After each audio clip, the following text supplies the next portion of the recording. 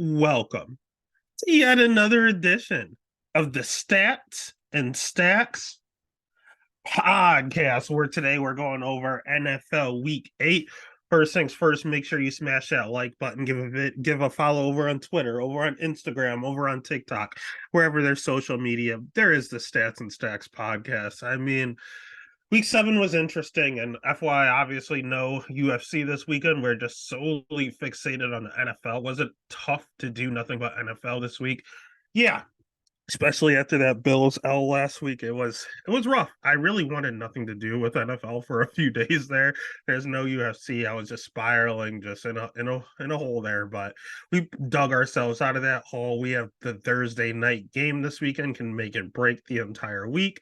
And we're just gonna roll with the punches, baby. I mean, you're not gonna win every single game, and the only games that matter are the ones in January and February. So screw it. Let's just get through it, and let's just do it's just going to make the story of winning the Super Bowl that much cooler after all the trials and tribulations we have to go through. But I do want us to make a move somewhere throughout this week with the free agency. But that's enough of Bills. We're here for DFS. We're here for just official picks and not to let our bias eke in there. So like you noticed, Tyler is not here again this week. A lot of stuff going on a personal level, just nothing bad, just positives. A lot of birthdays and things like that he had to celebrate. So I'm hopefully have him back next week because he has been carrying us through NFL.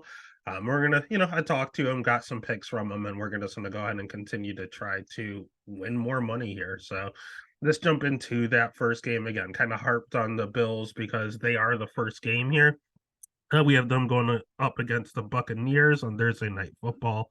Over under sitting, too much. Over under sitting at 43.5. It looks like the Bills are 8.5 point favorites. Do I agree with that line? I don't know. The Bills are a different team at home. I kind of agree with it, to be 100% honest with you. I'm obviously going to be upset coming back for blood here. Uh, I'll go ahead. I'll take the Bills to cover just because it's at home. Um, Over under at 43. I'll honestly take the over. I like the over quite a bit here.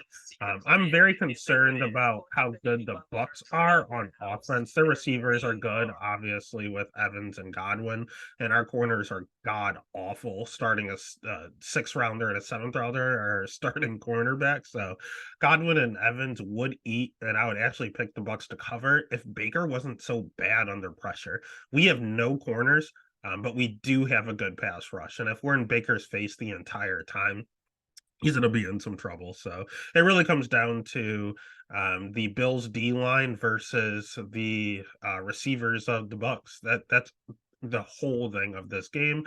And I'll trust our D line. Vaughn's getting healthier. Greg Rizzo's getting healthier. Hopefully, Ed Oliver comes back this week, and our offense will figure it out. So the pick are going to be Buffalo. The bet's going to be Buffalo. We're not going to worry about DFS for the showdown slate. But then we kick off the main slate here. We got the Rams going up against the Cowboys. Rams are sitting as 6.5 point dogs. I kind of like them to cover here, to be honest with you. The Cowboys are Mr. Jekyll, Mr. Hyde. Not really sure what version you're gonna get here. Obviously, their defense is good, but you can toss on them a little. Obviously, with Trayvon Diggs going away, their secondary hasn't been that great, to be honest with you. And that's all the Rams like to do. So I actually take the Rams to cover the spread over under 45.5. I kind of like the over, to be honest with you. And I know that there's the Cowboys have one of the highest team implied totals this week. So I really do like Tony Pollard at like 7.5K on DK. I do like Pollard in this matchup. I think he's due to explode. Everyone drafted him very high. We're waiting for that huge game, and I think this is going to be it. On the Rams side, they showed that they can't really run. They're going to lean on Darrell Henderson while Kyron Williams is out. I don't like that. So they are going to pass, pass, pass. And we're looking, and a lot of people are going to avoid the pass catchers because of the vaunted Cowboys defense. I'm not. I'm leaning in. You can stack Puka and Cup in the same lieu. It doesn't matter. Go ahead and start both of them. Stafford, If his ownership is really low, I'll go right back to the well. I know I had him a lot last week, and I'm probably going to do it again if everyone's off of him. Maybe we were a week too early, but I love the receivers for the Rams, and I love Tony Pollard in regards to DFS for the Cowboys. You can always start CD, but I'm not starting Dak. I'm not starting Jake Ferguson. I'm not starting Tyler Higbee. It's literally just the receivers for the Rams, Pollard for the Cowboys, and if you want to play around with CD, just look at that ownership. Next game, we have the Vikings going up against the Packers. Packers are home. Well, they were home dogs. Now it's even money. I think part of that is because of the Jordan Addison news, where he was kind of hurt in the last game, and not a lot of people are talking about it. I'm assuming he's going to play, but I don't think he's going to be at 100%. Justin Jefferson obviously hurt. So at that point, you're looking at KJ Osborne and TJ Hawkinson leading your entire offense, unless you want to lean on the run with Madison and Akers. I don't know, man. It doesn't sound great. Vikings might have, they had their game without Justin Jefferson playing San Fran. It was kind of like their Super Bowl. I think they're gonna be coming off a high, and I think they're gonna come down to earth here against the Packers on the road. So give me the Packers here is kind of home dogs. Now it's even money. Give me the Packers here. And in regards to DFS, Christian Watson, man, this dude can't stay healthy to save his life. I think he's going to play through the knee injury. I think he's going to be perfectly fine, but he is a little banged up. So I do like Dobbs. Whenever Watson's not in there, Love is starting to just stare down Dobbs. Even the Jaden Reed touchdown last week came off of Dobbs's fingertips. It was a ricochet, and he was staring down Dobbs in the red zone. So I do like Romeo Dobbs here. You can start Aaron Jones. He's getting healthier and healthier week by week. Uh yeah, those are the two I like. I like Dobbs at his price range. I think he's like 4,900. I like Dobbs. He might be even cheaper. I like Dobbs, and I like Jones. Vikings side, you're gonna pay premium for TJ Hawkinson. I think he's like 62, 6,400, something right around that range. So it's kind of pricey. If you want to do it, I understand. He's gonna get hyper targeted. But I think it's more of it's probably gonna end up coming to the running backs. I'm not trusting KJ Osborne. So at this point, I don't hate if you want to make a Madison play, you can. I don't think it's the worst thing in the world, but I'm probably staying away from the Vikings. Next game is going to be one of the grossest games here. We have the Atlanta Falcons going up against the Titans. I've seen reports that it's Will Levis at quarterback. I've also seen reports that it's Malik Willis. What I do know is that it's not Ryan Tannehill, so it's going to get ugly and it's going to be bad. I like the Falcons to cover here at 2.5. In regards to the over-under, just take the under. It's the Titans and the Falcons. I take the under no matter what. They're playing each other. And DFS standpoint, dude, I don't like Derrick Henry this week. If everyone's going to be in the box, like the entire stadium knows that the ball is just going to go to Derrick Henry down the middle. So I really don't want to touch Derrick Henry while Tannehill's out at all. D-Hop can't be trusted all year. I don't even know if Treylon Burks has played all year. That's how irrelevant he's been. Same with Chig. He's been a real bust at the tight end position. Speaking of bust at the tight end position, you have your Pitts and Smith combo. If you want to start them, you can ride the hot hand with Kyle Pitts. He's been hot the last 2 weeks. I'm very perplexed by it, but maybe it continues. If you want to ride it, you can. But I don't want to touch it. I don't want to touch him or Jonnu. I really don't want to touch Drake London. I do not trust Desmond Ridder. I don't trust any of the pass catchers because I don't trust Desmond Ridder. I don't know. Is Bijan gonna be 100%? I don't know. There's just a lot of I don't know this week's, to be honest with you. If you want to start Tyler Algier, he's pretty cheap. But it's just a stay away. Screw this game. Stay away from this game. I don't even know why I'm talking about it. Don't start anyone in any of these games. Take the under or take Atlanta to cover. Call it a day. Maybe Atlanta's defense. If you want to get real tricky, I don't hate Atlanta's defense this week, to be honest with you. All right, next game. We have the Colts against the Saints. The Saints are 1-point road favorites. I don't know why the Saints are always road favorites. Just always bet the home team, and you would have been positive this year. So I'm going to continue to do it. I'm going to take the Colts as home dogs. Over under setting at 43 and a half. And look, the dog's barking, so it must be time for the Colts to take over here. In regards to the over under 43 and a half, I'm going to take the over. I think it's going to be a high scoring game. I think it's going to sound crazy. I think you could start Gardner Minshew.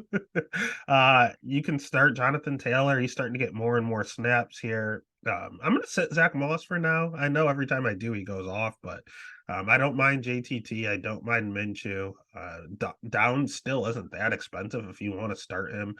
On the Saints side, I know Olave just got arrested, but whatever, he's going to play. And you can start Olave.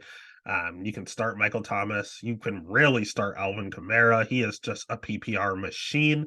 I like a lot of pieces here. I like Taysom Hill this week. Like I like a lot of pieces on the Saints side, but I also think the Colts win the game, so they're going to have to keep up. I like the over 43 and a half at the end of the day. That's one of my favorite bets. I think this is going to be the high scoring game no one expects. Kind of like the Colts and Browns last week. I think we're going to see the same thing. Next game, we have the New England Patriots going up against the Miami Dolphins. Over under sitting at 46 and a half. Dolphins -9. I think it's too many points. Give me the Patriots to cover. It's in division. Weird things always happen. We saw it last week with the Patriots, and the Dolphins' defense is not good. So 9 points is a lot. I know Tyreek Hill is pretty banged up. So because of the injury, because it's in division, because it's a lot of points, give me the cover. Over under at 46 and a half. It's Miami. You take the over no matter who they're playing.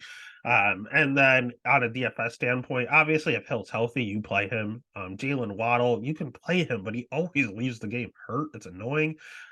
You can stack Tua at all times. You can start Mostert here. Yeah, that's about it on the Dolphin side. On the Patriot side, Kendrick Bourne has been sneaky good all year. So if you want to start Kendrick Bourne, he will always save you money and produce.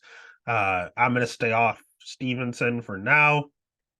Yeah, I'm gonna stay off everything. Just Kendrick Bourne on the Patriot side, to be honest with you.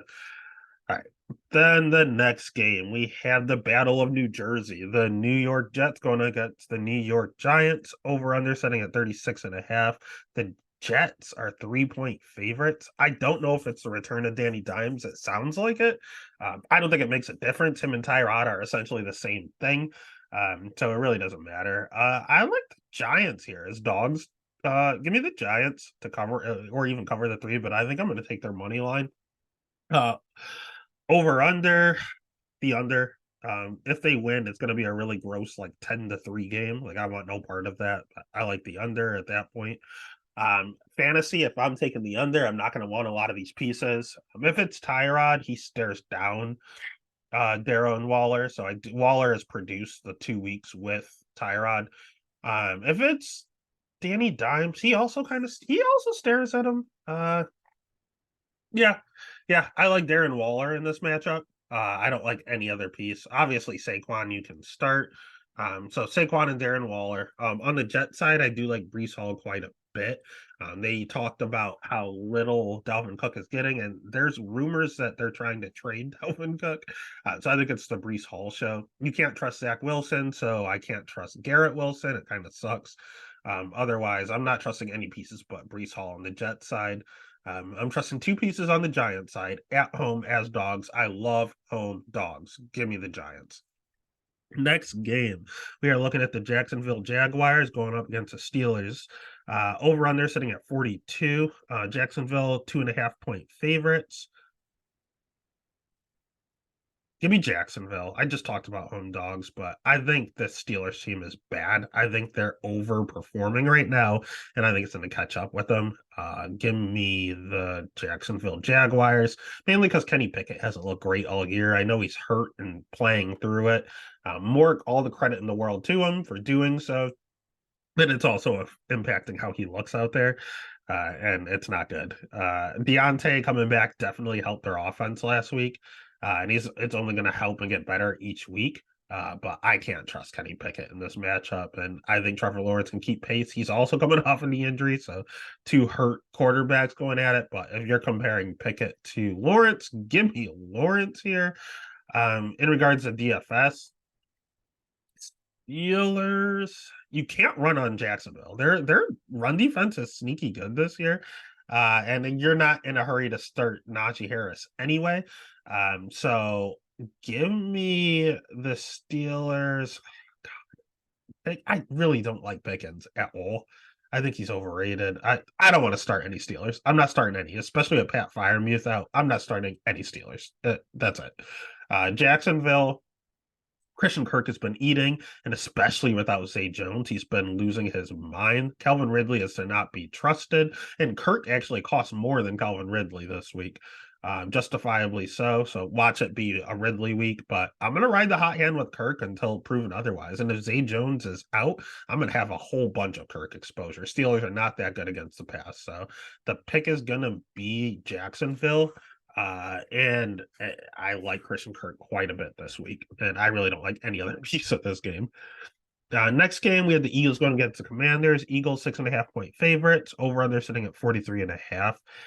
I like the Eagles here. Commanders, I think, suck. Commanders have 3 wins. I think they should realistically only have 1, to be honest with you.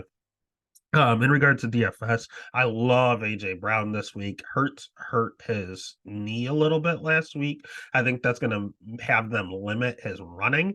And if he's throwing a little more, I think he's going to stare down AJ Brown as he has been. And AJ should eat against Forbes or whoever the Commanders try to put on him. Their defense, their DBs are bad. So I love AJ Brown. If you have a hurt QB that now has to pass going against a top 5 receiver with bad coverage, yeah, I think AJ Brown is going to absolutely destroy. You can obviously start Swift. If Hurts isn't running, someone is. It's going to be Swift. And Goddard's been coming alive as of late. If you want to start Goddard to ride the hot hand, you can, but I really like AJ Brown this week. Commander side, it's hard to run on them, so you're just looking at their pass catchers. And Sam Howell really struggles against a pass rush. The Eagles can get in your face, which is not good. So I think he's going to rely on a safety blanket. I think there's going to be a Logan Thomas week. They're going to have to keep pace, so you can stare at McLaurin if he's not highly owned. But I really don't want any Commanders. If anything, it's Logan Thomas, and I may dabble a little with McLaurin. We'll see, but mainly Logan Thomas and staying away. All right, next game, we have the Texans against the Panthers. The Panthers are 3-point underdogs at home. I love home underdogs, but not the worst team in the league with the Panthers. So give me the Texans. I think 3 is a gift. Over under sitting at 43.5. I like the over. I actually think a lot of points are going to be scored here, especially by the Texans. I love Nico Collins this week. I love CJ Stroud. I'm going to stack them together. I might even double stack, or I don't know what I'm going to do. I might have Dell and Collins and have Stroud. And then you can run it back with these Panthers running backs because they're very, very cheap and the Texans can't stop the run. So the Panthers, obviously, you have Thielen, who's unstoppable for whatever reason right now. If you want to ride the hot hand, you can, but you run on the Texans. And if Miles Sanders is not healthy, I'm going to have a whole bunch of Chuba Hubbard again. Just before his bye, I had him. He went off. He did well for me at his price range. I think he can do it again if Miles is out. If Miles is in, I think you just got to pick one and figure out which one's going to go off because the Texans can't stop the run. And again, you can stay in the flames at the end if you want, but I love the Texans pass catchers. And I love the Panthers running backs. Give me the over and give me Houston. Then we're going to hit our afternoon games here. We have the Browns going against the Seahawks. Over under sitting at 38. The Seahawks are 3.5-point favorites. I don't like that. Give me the Browns D to continue to hold them in games here. That half point is all I need to see. Give me the Browns to cover. Give me the under in this one. I think this is going to be a pretty ugly matchup, and the Browns edge it out by their defense. I like the Browns money line, honestly. The Seahawks have, I think, the number 1 rated run defense in the league right now. So starting Kareem Hunt and starting Pierre Strong, bad ideas. I think they're going to do absolutely nothing. I think this is a game where you're going to have to trust Amari to get it done with PJ Walker, who's already been named the starter. It's what you're going to need to do here. Seahawks side, I don't know if DK is gonna play. I'm not too certain. I'm JSN is done to me until he does something. And Tyler Lockett's gonna be Tyler Lockett. I mean, he's good. You can start Tyler Lockett even in a bad matchup. Same with Kenneth Walker. Kenneth Walker is gonna score. He can't help but score. So I don't hate Walker. I don't hate Lockett. And on the Brown side, I don't hate Amari. But I think the under hit, so I'm not in a rush to start any of those guys, but they're the only ones I would. The next game gets interesting, and this is one where I'm very interested based on the trade deadline. I did Chiefs Broncos. Chiefs 7-point road favorites. I agree with that. I think they win. I don't agree with the spread though. Give me the Broncos to cover. So I'm picking the Chiefs as a win.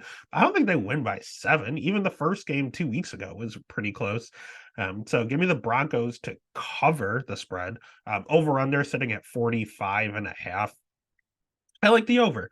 And part of that is that DFS I was talking about where it's going to get interesting. I don't know if Jerry Jeudy is going to be a Bronco next year. They've been talking about trading him for like 2 years. Eventually, they're going to pull the trigger. And I think this might be the time. He's heavily rumored.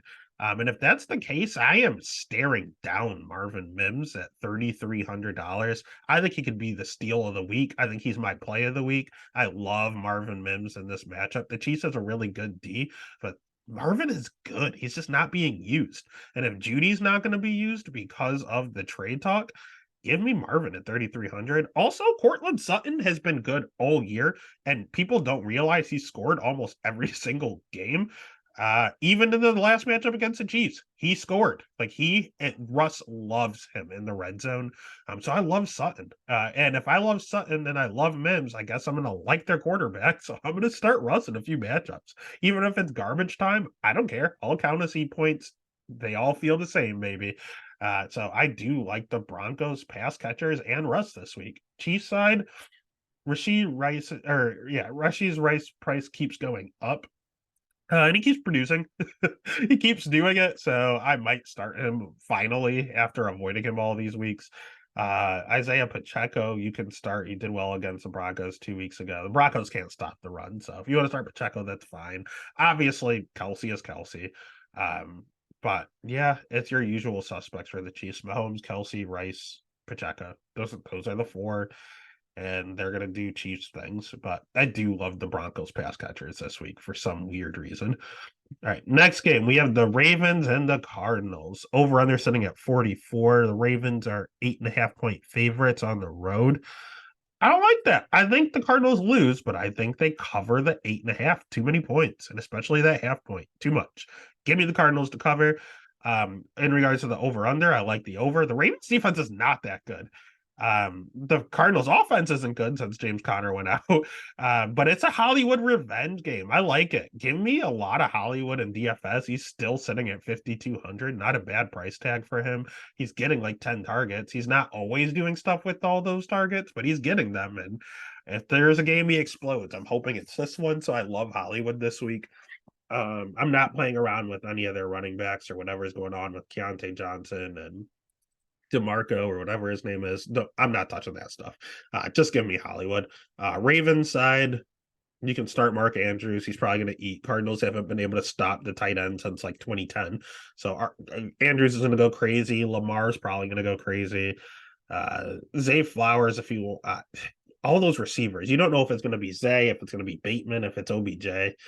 I don't know, but I know it's going to be Andrews. I know it's going to be Lamar. So I like them a lot. I'm not messing with their running backs. They have a weird thing that's Justice Hill and Gus Edwards, and it's a weird hodgepodge. I don't want that either. Lamar and Andrews, give me Hollywood on the other side as a run back.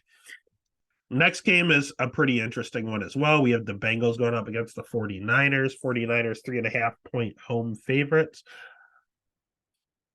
It's actually probably a good thing Tyler's not on the show because I'm going to take the 49ers to cover this number. Everyone's going to be down on the 49ers after consecutive losses, and I think they're ready for a run back, mainly because the Bengals, I know they're coming off a bye. The Bengals are very live. I think the Bengals are super live. They could very well win this game. I'm just trying to get a buy low spot on the 49ers, and the Bengals run defense is not good. They're a little bit of a run funnel. You're playing CMC, the best running back in the league. Not a good combo. be fine with Debo out on the in regards to the passing, but Ayuk still goes off. Kittle now has to be utilized, and Brock Purdy's probably not going to play in this game. It's probably going to be Sam Darnold, and Sam Darnold's going to be a big savings in DFS. So I will have a ton of Sam Darnold lose.